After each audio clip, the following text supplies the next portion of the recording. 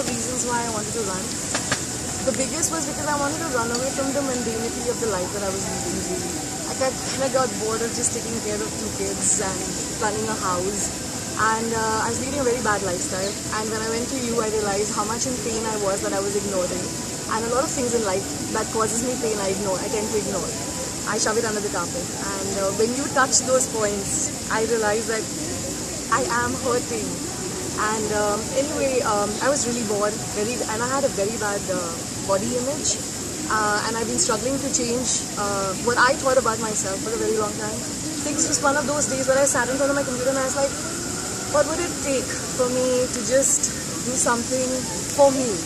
And the prevention invitation popped up on my Facebook. And I hadn't even liked your page. I just happened to see it on another page. And I got attracted, I read it up, I sent them a message, they got back to me, and this whole, ball started running. And I'm so glad I met you, because I realized how much I was ignoring you and how true that was in other areas of my life. And also the biggest truth was that I do come in my own way a lot of times. So I pick up things that I love to do, I'm very enthusiastic about them, and then everything else takes precedence and priority over that. And I leave what I like. So it would be and it's easy to throw it on the kids or the house, but the fact is, I didn't love myself enough to do what I love, right? Same thing happened here, and I had a lot of traveling to do, missed a lot of Saturdays.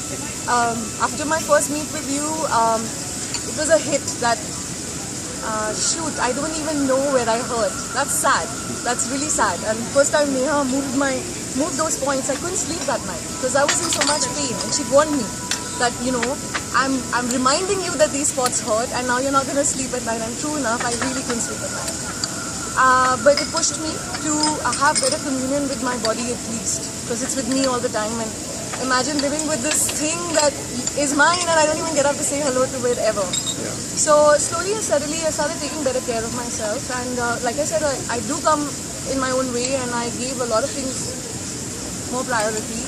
But because of this group, because of your WhatsApp messages, because of the messages on Facebook, and because I really had some severe pains that I had to go to your clinic for and see Neha, all of that together kind of kept me at least from quitting. And it kept reminding me that this is something that I do love doing, and I'm not going to do it when it's falling in my platter for what. And I fell ill. I was suspected with dengue. My platelets were running low. Fortunately, I didn't have to be hospitalized.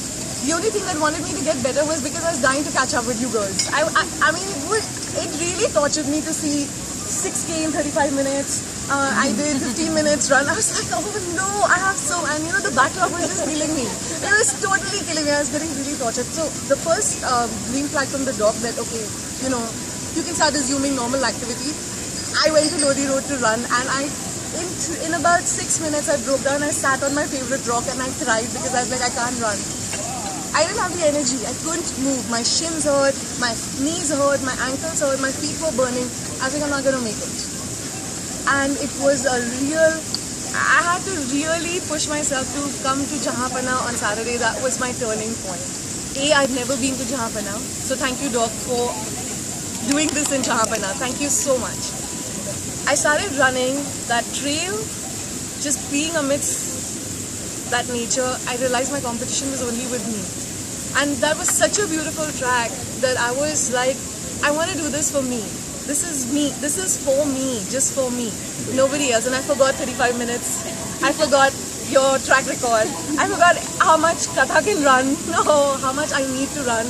And I just ran. And I know that's when I felt, I don't know if this is called the runner's high, but it was a high. Because I just knew which part of my body was saying what to me, how I need to incline myself forward, how I need to move my hands. Of course, this is also thanks to the tips that you gave us, the Saturdays that I did make it.